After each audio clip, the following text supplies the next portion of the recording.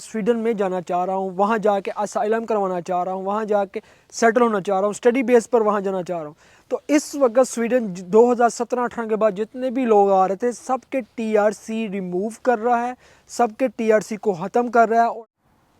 तो कैसे हैं दोस्तों आप सब, उम्मीद है कि आप सब खैरियत से होंगे। अच्छा जी, आज की इस वीडियो में आप दोस्तों के साथ बहुत ही स्पेशल बात करने वाला हूं कि देखें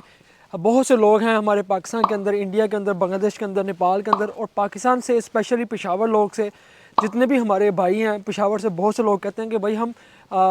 जाना चाहते हैं स्वीडन के अंदर। देखें बहुत से लोगों का ये सवाल होता है कि भाई हम स्वीडन जाना चाह रहे हैं या हम स्वीडन मूव करना चाह रहे हैं। तो मैं आपके साथ ये स्टोरी शेयर करने वाला हूँ जिसके अंदर मेरे साथ बहुत से लोगों ने रब्ता किया, मुझे बताया। तो भाई इस वीडियो को आपने तमाम दोस्तों के साथ शेयर करना, हर एक तक शेयर कीजिएगा। तो क्या आपका 2024 के अंदर स्वीडन जाना ठीक रहेगा या नहीं रहेगा? क्या आपको स्वीडन के अंदर जो स्टेटस है साइलम का या वर्क वीज़े का या वहाँ पे सेटलमेंट होने का, वो आप दोस्तों के लिए ठीक रहेगा या नहीं रहेगा? तो आज की इस वीडियो में ये सारी बातें आप दोस्तों के साथ शेयर करनी है। तो आप इस वीडियो को आखिर तक देखिएगा ताकि आपको भी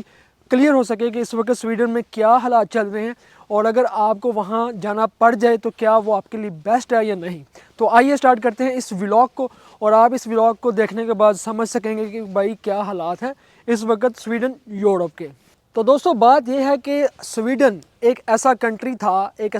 था, यानी कि वो काफ़ी अर्से पहले की बात है, 2013, 14, 15, 16 कि वो यूरोप के अंदर एक ऐसा कंट्री था कि जब कोई भी बंदा यूरोप के अंदर आता था और वो असाइलम करवाना चाहता था, सबसे ज़्यादा लोग स्वीडन की तरफ मूव किए क्योंकि स्वीडन के कुछ हिस्से के अंदर इंग्लिश भी यूज़ होती थी। इसी वजह से बहुत से लोगों ने स्वीडन का रुख किया, स्वीडन की तरफ चले गए और वहाँ जाकर अपने आप को सेटलमेंट करने की तरफ लेके गए। वहाँ पे बहुत से लोग सेटल भी हुए। आज भी वहाँ पे बहुत सी फैमिलीज़ हैं जो सेटल हैं, जो कारोबार कर रही हैं, जो बिज़नेस कर रही हैं, जो अपना कोई ना कोई जॉब वहाँ पर कर रही हैं और सेटल हैं। लेकिन कुछ अर्सा गुजरने के बाद जैसे आपने देखा कि इस वक्त स्वीडन में क्या हालात चल रहे हैं कि हमारे प्यारे आका की ज़ात के ऊपर भी बहुत सी उन्होंने ये हमले किए हैं, अटैक किए हैं और बहुत से लोगों ने फिर उनको जवाब भी दिए। और अब 2016 तक देखिए हमारे एक भाई थे कि वो भी स्वीडन में चले गए। वो स्वीडन में 2016 में जाकर उन्होंने असाइलम करवाया, गाड़ियों के वो मैकेनिक थे, गाड़ियों का बहुत अच्छा उनको काम मिल गया। कोई मालिक वहाँ पे, कोई सिंगल पर्सन जो वहाँ पे लोकल कोई था वहाँ पर, वो मिल गया, उसने इनके डॉक्यूमेंटेशन भी करवा दी, साइलम भी पास हो गया, अब वो वहाँ पे सेटल थे। लेकिन जैसे ही 2016-17 गुजरा उसके बाद जितने भी स्टूडेंट्स स्वीडन के अंदर गए हैं 18 के बाद, 17 के बाद, और जितने भी वैसे वर्क वीज़े के ऊपर गए हैं, मुस्लिम्स की मैं बात कर रहा हूँ, किसी अननोन की नहीं बात कर रहा, मैं मुस्लिम लोगों की बात कर रहा हूँ, मुस्लिम कम्युनिटी की बात कर रहा हूँ। तो जितने भी मुस्लिम कम्युनिटी के लोग 2017-18 के बाद स्वीडन के अंदर गए, वहाँ जाकर जॉब्स की, स्टडी बेस के ऊपर विद फैमिली गए हैं क्योंकि स्पाउस वीज़ा भी जो है वो फैमिली का वहाँ पर लग जाता था। तो इस हवाले से एक फैमिली ने भी मेरे साथ रब्ता किया और उन्होंने भी अपनी स्टोरी को शेयर किया। अब बात यह है कि ऑल ओवर हम हालात देख भी रहे हैं, मैं न्यूज़ भी पढ़ता हूँ, ऑल ओवर जो चीज़ें बताई जा रही हैं। तो अगर कोई भी बंदा इस वक्त ये बात कहे कि मैं स्वीडन में जाना चाह रहा हूँ, वहाँ जाके असाइलम करवाना चाह रहा हूँ, वहाँ जाके सेटल होना चाह रहा हूँ, स्टडी बेस पर वहाँ जाना चाह रहा हूँ, तो इस वक्त स्वीडन 2017-18 के बाद जितने भी लोग आ रहे थे सबके टीआरसी रिमूव कर रहा है, सबके टीआरसी को ख़त्म कर रहा है। और अब ये कहा जा रहा है कि आपने अपने डॉक्यूमेंटेशन जो कुछ भी आपका है यहाँ से ख़त्म हो चुका है, अब आप यहाँ से निकलने वाले बनो। इस वक्त स्वीडन में बहुत ज़्यादा बुरे हालात हैं कि कोई बंदा भी असाइलम करवाने का सोचे तो कभी भी ना जाए, कोई बंदा भी वर्क वीज़े पे जाने का सोचे तो कभी भी ना जाए। कि आपके वर्क वीज़े का ज़ाहिर सी बात है कि जब हम लोग किसी दूसरे कंट्री में मूव करते हैं तो हम जो एशियन लोग हैं हमारी यही कोशिश होगी कि हम जिस कंट्री में भी जाएं वहाँ हमें काम के साथ साथ वहाँ का टीआरसी कार्ड मिल जाए, फिर एक टाइम आने के बाद वहाँ पर हमें नेशनलिटी मिल जाए। तो देखें ऐसा तो अब मुमकिन नहीं है उस कंट्री के अंदर, और इन फ्यूचर के अंदर भी शायद अगर कोई गवर्नमेंट दूसरी वहाँ पर आए जिनके अंदर इंसानियत हो तो शायद ऐसा हो सके। लेकिन वहाँ के बहुत ज़्यादा वहाँ के जो बड़े बड़े लोग हैं जो उधर अदारों के अंदर बैठे हुए हैं वो मुसलमानों के बहुत ज़्यादा अगेंस्ट हैं, बहुत ज़्यादा ख़िलाफ़ हैं। तो इस लिहाज से कोई बंदा भी अगर वहाँ पे असाइलम करवाए, वर्क वीज़े पे जाए, स्टडी वीज़े पे जाए, क्योंकि अगर आप ऑनलाइन भी अप्लाई करते हैं तो आपको स्टडी वीज़ा मिल जाता है, लेकिन आपका स्टेटस यही होगा कि आपको वहाँ से निकाल दिया जाएगा। अब नो मोर वहाँ पे जो पहले से थे वो उनका स्टेटस बरकरार है, लेकिन उसके बाद जितने भी लोग आ रहे हैं उनको डिपोर्ट किया जा रहा है, उनको कहा जा रहा है कि आप इस मुल्क से निकलें।